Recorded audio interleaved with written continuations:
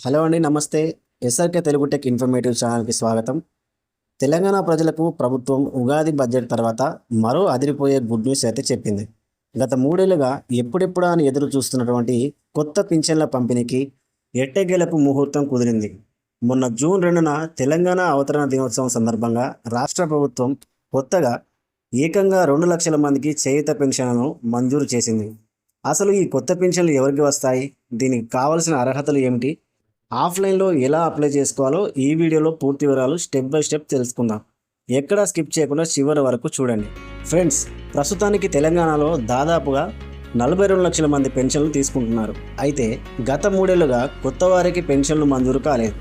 కేవలం ఎవరైనా చనిపోతే వారి స్థానంలో భార్యకు మాత్రమే బదిలీ చేసేవారు. కానీ ఈ ఏడాది బడ్జెట్లో ఆమోదించిన విధంగా తాజాగా మరో 2 లక్షల కొత్త పింఛన్లను మంజూరు చేస్తూ పంచాయతీరాజ్ గ్రామీణాభివృద్ధి శాఖ ఉత్తర్వులు జారీ చేసింది. ఈ కొత్త పింఛన్ల పంపిణీలో ప్రభుత్వం ఒక కీలక నిర్ణయం తీసుకుంది. అందరికంటే ముందుగా వికలాంగులకు మొదటి ప్రాధాన్యత ఇస్తారు. ఆ తర్వాత వృద్ధులు, వితంతువుల లిస్టును క్లియర్ చేయాలని కలెక్టర్లకు ఆదేశాలు వెళ్ళాయి. అంతేకాదు, ఈ పెన్షన్ కార్డు ఉన్న పేద కుటుంబాలకు అదనంగా 10 లక్షల వరకు ఉచిత వైద్య సేవలు కూడా లభిస్తాయి. అయితే ఈ పథకానికి ఎవరెవరు అర్హులు అనేది మనం ఇప్పుడు తెలుసుకుందాం. వృద్ధాప్య పింఛన్కు సంబంధించి కనీస వయసు 57 ఏళ్ళు పైబడి ఉండాలి. అలాగే వితంతు పింఛన్కు సంబంధించి భర్త మరణ ధృవీకరణ పత్రం తప్పనిసరి. అలాగే ఒంటరి మహిళలకు సంబంధించి వయసు 18 ఏళ్ళు నిండి కుటుంబ మద్దతు లేని వారే ఉండాలి. అలాగే వికలాంగుల విషయానికి వస్తే కనీసం 40% లేదా అంతకంటే ఎక్కువ వైకల్యం ఉన్నట్లు సదరన్ సర్టిఫికేట్ అయితే కంపల్సరీగా ఉండాలి. ఇతరులు బీడీ కార్మికులు, చేనేత కార్మికులు, ఎయిడ్స్, ఫైలేరియా మరియు డయాలసిస్ బాధితులు కూడా అర్హులు. ఈ పథకానికి కావాల్సిన పత్రాలు, అప్లికేషన్ ప్రాసెస్ గురించి తెలుసుకున్నట్లయితే ఈ చేయూత కొత్త పెన్షన్ల ప్రక్రియ ప్రస్తుతం ఆఫ్లైన్ విధానంలో జరుగుతుంది. దరఖాస్తు ఫామ్ తీసుకోవడం.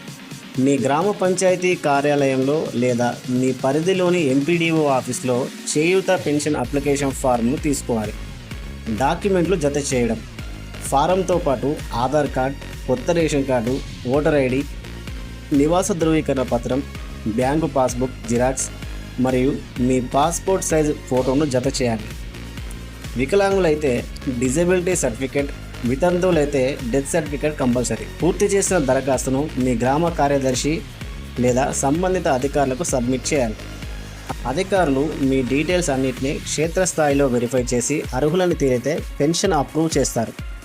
ఆ తర్వాత ప్రతి నెల మీ అమౌంట్ నేరుగా మీ బ్యాంక్ అకౌంట్లోనే జమ అవుతుంది. చూశారుగా ఫ్రెండ్స్, తెలంగాణ ప్రభుత్వం కొత్తగా తీసుకొచ్చిన 2 లక్షల పింఛన్ల వివరాలు.